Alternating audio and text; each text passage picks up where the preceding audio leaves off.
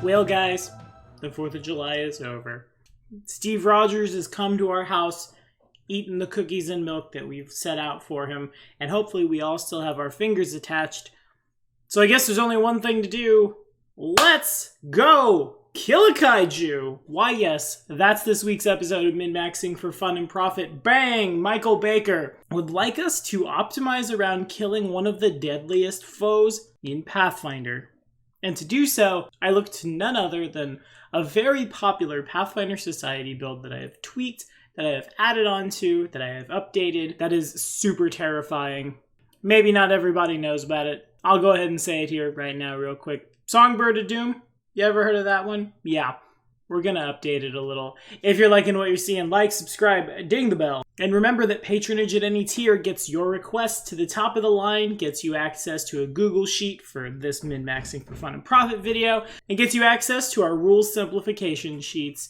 Today, this episode of Min-Maxing for Fun and Profit was brought to you in part by the man who introduced me to the Songbird of Doom, Mr. Dragon Ninehide. Hope you don't die tomorrow in Wrath of the Righteous. Here we go. Okay, so what is a kaiju exactly? They are colossal creatures that inhabit the most desolate places of the world. When they're not sleeping, they roam, leaving destruction in their wake. All of their natural attacks are magic. They've all got DR20 over epic. They've all got dark vision out to 600 feet, fast healing 30, ferocity, the ability to throw people when they hit them. Tons of immunities, tons of resistances, but where I get hung up here is the massive trait. Because kaiju are so massive, uneven ground and other terrain features that form difficult terrain generally pose no significant hindrance to these behemoths. Though areas of forest or settlements are considered difficult terrain to kaiju. A huge or smaller creature can move through any square occupied by a kaiju or vice versa. A kaiju can make attacks of opportunity only against foes that are huge or larger, and can be flanked only by huge or larger foes.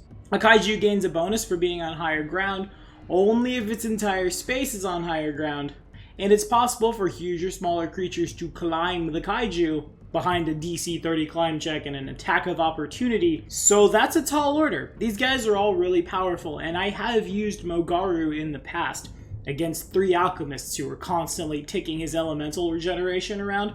It was a nightmare. So as I see this, the first thing I realize is we're going to basically all the time be in the kaiju space to hit it. We have to be. Literally, the game directs you to break out bigger maps to use the kaiju. They're colossal, but they're really more like colossal plus. Being right on top of the kaiju was the first thing that led me to the Songbird of Doom, and secondly, the Songbird of Doom has a lot of tools specifically for fighting things much larger than itself. We will be comparing numbers to kaiju in this video, but surely this video is just as good against anything bigger than tiny, to be honest with you. Though I feel like most of the endgame monsters are at the very least large, if not bigger. Okay, so credit where credit is due. The origin of this build comes from Breck of Torin on a Paizo post February 16th of 2015. I will put a link in the description so you guys can see it. There are a couple of holes in the build, a couple of things that don't quite pan out. We're not going to talk in depth about his, but we will talk about my own. For today's race, we will choose the race that was chosen for the original build, the Halfling. I suppose this is a good enough Halfling voice. I don't really know what they sound like other than running around shouting, Mr. Frodo! Dexterity and charisma are big stats. Wisdom's important too. Wisdom is almost as important as charisma is. Our alignment will be lawful good. There will be some paladin levels today, and no less than 6 classes across 20 levels. Yeah, we're going nuts. Our first class will be the Mouser Swashbuckler, because that gives us access to the underfoot assault deed. At first level, if a foe whose size is larger than myself, I'm small a lot of the time, but I'll be tiny when, you know, it matters and things. When one of them swings at me and misses, as an immediate action I can spend 1 panache point to move 5 feet into their space. This movement does not count against my movement in the next round, and it doesn't provoke. And while I'm there, the foe takes a -4 penalty on attack rolls and combat maneuver checks not made against yours truly, and all of my friends that are adjacent to both myself and the bad guy in question are considered to be flanking him. I'm considered to be flanking him as well, and I may move within my foe's space and leave it without provoking and unhindered. But if the foe attempts to move where I'm not, it provokes from me. This replaces the opportune parry and riposte, but that's fine because we're intending to be tiny pretty much all the time. So we'd have so egregious of a penalty to parry. For our next 8 levels, we'll be stacking 2 monk archetypes together, the Kata Master and the Master of Many Styles. The Master of Many Styles is basically what allows this build to go off. And I'll tell you why. At first level, second level, and every 4 levels thereafter, I may select a bonus style feat or the Elemental Fist feat. And at first level, I may have 2 style feats active at once. It's still a swift action. At 8th level, our final level of this class, I can put 3 styles together.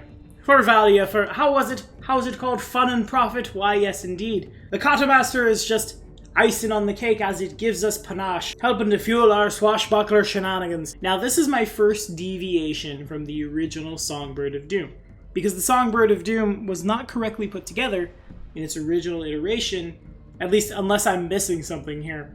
For example, and we kind of talked about this in the Cardcaster video, STARTOSS style is a style feat. See where it says style feat? STARTOSS Comet, not so much, just a combat feat. First, second, and 6th level will get us all 3 of the combat style feats for free that we needed. Unfortunately, we just need some more feats, so we'll be taking 2 levels of Vanilla Fighter. Turns out when you need 8 feats to function, you get a little taxi really quickly. From here, we're just adding icing to the cake. We'll take 4 levels, though we're splitting them in half. 2, then 2 of something else, then the last 2 of the Auroran Paladin to pad our AC and our ability to hit. Seriously, check this out, it's dumb. Confident Defense! It says at first level when I'm wearing light or no armor, not using a shield, I'm already a monk. It's probably already happened, hasn't it? An Enlightened Paladin adds 1 point of Charisma, if any, per class level to his Dexterity bonus to Armor class. We get a bunch of other fun stuff too, but once per day, as a swift action, I can declare 1 target within my line of sight, my own personal child. When I do so, I gain a +1 insight bonus on attack rolls and damage rolls against that creature, to my AC against attacks made by the target, and on save and throws against the target's spells and special abilities. This will eventually increase to +2 at 4th level, that's as far as we're going. And we're also going there because at 3rd level, I'm immune to any effect that would force me to reroll a die against me will or roll twice and take the lore. You know how I feel about it, boys. Witches get stitches. Punch them in the face. Show them the path to enlightenment. And make sure they don't give you misfortune, because that's heckin' rude, boyo. Whenever an ally within 10 feet would be forced to do this as well, I can roll 3 times and take the second lowest result. That's alright, fine, fair enough. We also get a key pool at 4th level, and since the Kata Master says I can treat key points as panache points, this only feeds in my swashbuckler shenanigans. But most importantly, by spending 1 point from my key pool, and this is almost enough to drop the Kata Master, honestly, I can ignore all the damage reduction possessed by a target for 1 round. DR 20 over epic, you say? Ha!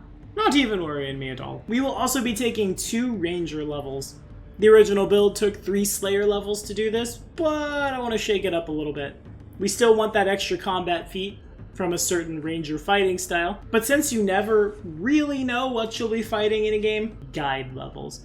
Because that gives us Ranger's focus. Once per day I can focus on a single enemy within line of sight as a swift action, giving me a +2 bonus on attack and damage rolls against that target. Strictly speaking, better than favorite enemy, unless you've got a contract in blood from your GM saying you're only gonna fight magical beasts, aberrations, dragons, humanoid dwarves, and I don't know, fae or something. This works all the time. Our last 3 levels will be rogue levels. Since it's real easy for us to flank, the extra sneak attack looks real good. Now, let's talk about some feats. We'll get a form of weapon finesse for free at level 1 via the Mouser, though unfortunately we will need to take weapon finesse again, because we will be using 1 weapon that does slashing or bludgeoning damage. And you know the original guide didn't include that.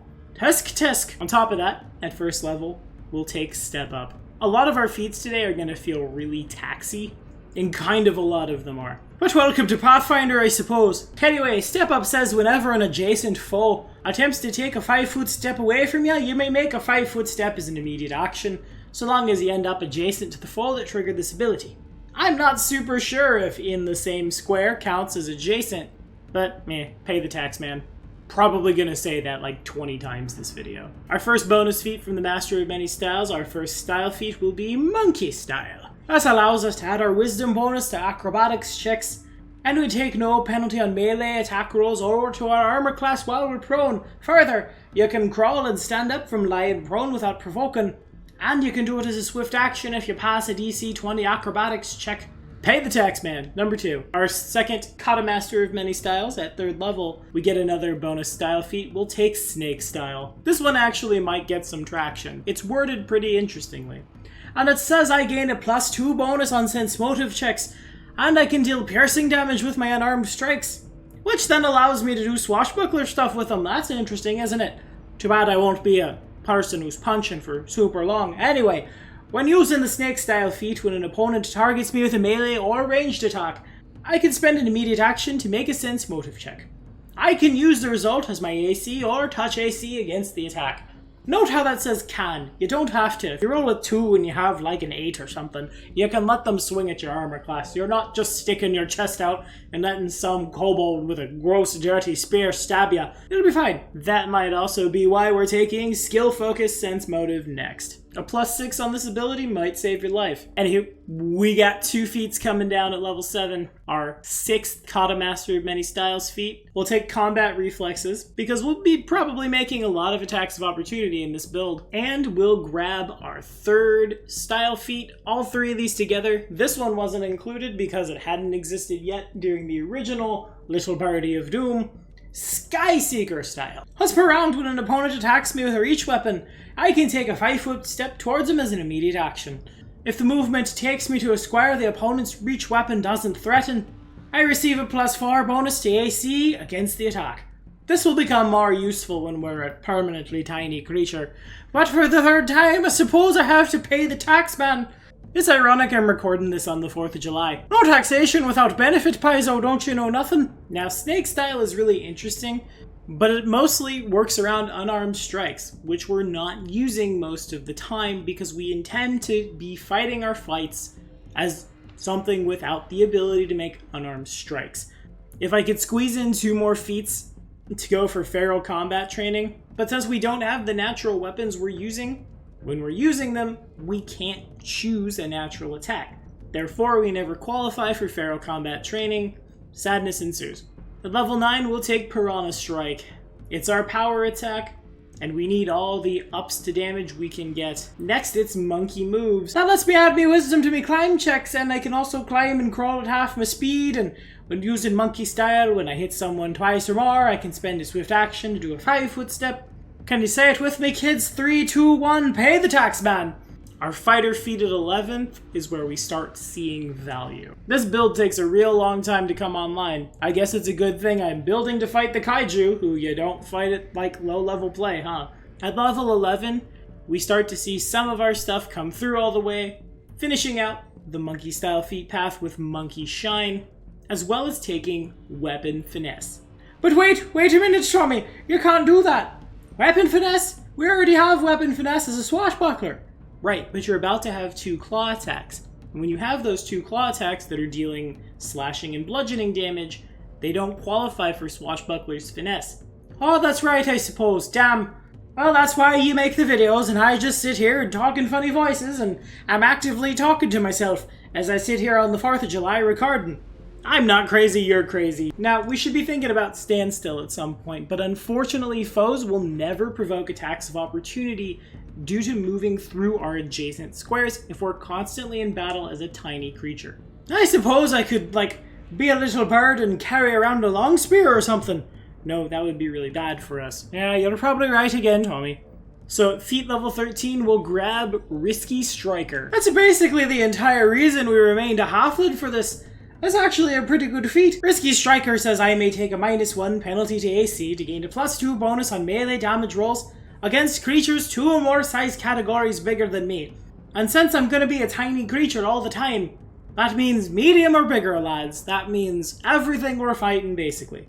It scales up just like power attack. I can only use it when I'm making an attack action or a full attack action with a melee weapon. Easy peasy. It's an auto include for this build because it will almost always be there. Now, 2 more exciting feats before 2 more pretty good but not super exciting feats. Our second guide level alongside our combat style feat, we'll grab combat style path feat, awkward, SKYSEEKER Thrash. And that says when I'm using SKYSEEKER style, I gain a cumulative +1 bonus on melee damage rolls for every size category my opponent is larger than me. I am a tiny creature, and you want me to fight kaiju? Well, I gotta take that, don't I? Let's just count on our fingers here really quickly. From tiny, small, medium, large, huge, gargantuan, colossal, that's 6. That's a +6 against colossal things. It's an additional +2 per for medium things, a +4 for huge things, which I feel like where most of the boss monsters sit is huge things. At least in my experience. Right alongside that, we will grab Aspect of the Beast. Since we're a ranger, as long as we select the natural weapon combat style, we can take it without meeting the wild shape prereq. We of course will choose Claws of the Beast, and that'll allow me to grow a pair of claws. Be a pervert.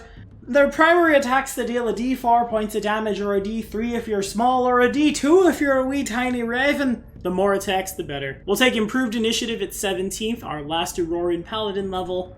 Then at 19th level, we'll take Accomplished Sneak Attacker. We got 3 rogue levels, let's tack on an extra D6 of sneak attack damage. Are you guys okay with that? That's what I thought. Now, follow this card right up here. We'll tell you all about the big 6.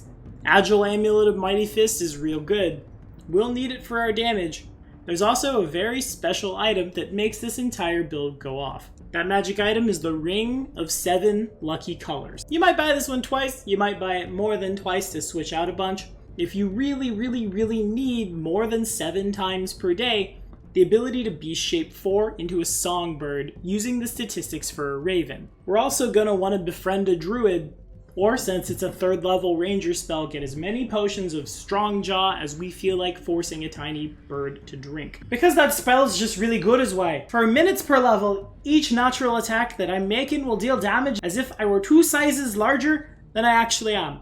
That takes my 1d3 bite to 1d6. It takes me wee 1d2 claws to a d4. Suddenly I've gone from a mild annoyance to a little bugger with a short sword and 2 daggers. Now let's talk about our damage. So at the end of the day, we've got a base attack bonus of 17. Adding our dexterity all the way up could give us a dexterity score of 44. A modifier of 22. If I wasn't super worried about breaking damage reduction, we'd find a way to jam an alchemist level on here for even more dex, but nevertheless, holy crap, that's so much. A +5 enhancement from an Amulet of Mighty Fist, Personal Trial and Ranger's Focus, both adding +2, Piranha Strike taking away 5, Monkey Shine adding 4, means that we're throwing 3 primary natural attacks down in combat at a +47 to hit. Yeah, roll a 2, you've got a 49. I think I'll let Dexter say it. Ha! 49! You all fraud! Thank you, my friend. We've got a bite attack that's coming in for a D6. We've got 2 claws coming in at a D4 each. I calculate that average at 15. I think it's safe to assume all of these are going to connect. 15 plus 22 3 times, 66. 5 3 times, 15. The Trial and the Focus each giving us 6 apiece. Piranha Strike and Risky Halfling giving us, 30 apiece? Gross. SKYSEEKER Thrash, assuming we're going against a colossal opponent, will give us 18, plus an average of 11 from 3d6 of a sneak attack, or 33, means that those attacks will come down on average for 197 points of damage. Are we killing stuff in one shot? Probably not. There are many builds that outdamage this one. At the end of the day, we have a lot of dice, but at the end of the day, our damage dice is just so small, we can't quite keep up with things. But remember, the bad guys are taking a -4 if they're not attacking us, and we've added our huge dexterity, probably pretty good charisma, to our dexterity bonus to AC, from being tiny, a tiny bonus, if you will, that's not tiny, to our AC. We've got charisma to saves from 2 paladin levels, and our saves come out pretty good. So in the optimized party, and follow this card right up here if you don't know what that means, dead on, you're looking at a switch hitter. Actually, really you're not. You're looking at a dot. You're looking at damage over time. You're looking at the warlock from World of Warcraft's best friend. You exist to annoy someone, to harass someone, to make it harder to hit other people, while still putting out a very respectable amount of damage yourself. 5 footsteps happen in combat all the time. You'll be able to stay right on top of people with this build, and it's not hard for you to set up a flank for yourself and for your allies. Outflank? on the training enchantment looks pretty good for this build. Doubly so if you've got rogues, any kind of sneak attack build, or crit fishers. A free attack of opportunity from you, yeah, by all means. Now, I've sort of ignored this one in the past. Really, the past few episodes of min-maxing for fun and profit. If you wanted to gestalt, you just take the dip and run the dip all the way to 20 alongside. This time, I think we're looking at a little bit of Barbarian or Alchemist to make our damage go up a little bit. Plus, who doesn't want to see a big old angry bird flying in your face going caw, and you take way too much damage. Though that Barbarian, of course, would need to be Urban or Unchained, your call. Oh, I almost forgot. Just gonna slide it in. We do get one rogue talent. We'll take Hard to Fool. We'll take advantage on sense motive checks. Sure. Our AC is already really high. Throwing up that extra wall doesn't hurt. And that's the point. We don't want to get hurt. We just want to hurt them. We just want to harass them. We want to make it a little easier on our allies to do damage and prove conclusively that the bigger they are, the harder we're gonna pack them in the shoulder. Truly, I think this might be an example of a build where you can like sit on the shoulder blades of a dragon as a wee tiny little bird, and suddenly the dragon can't bite you because the dragon can't get his head around. The facing rules are back, ladies and gentlemen. And next week on Min-Maxing for Fun and Profit, we'll be talking about teamwork feats, and you know what? There's been a lot of people who've asked for it. I'm gonna build the teamwork feat optimization. I'm gonna build it on a bloody scald. Let me know how you think about dying to songbirds in the comments, and we'll see you next time.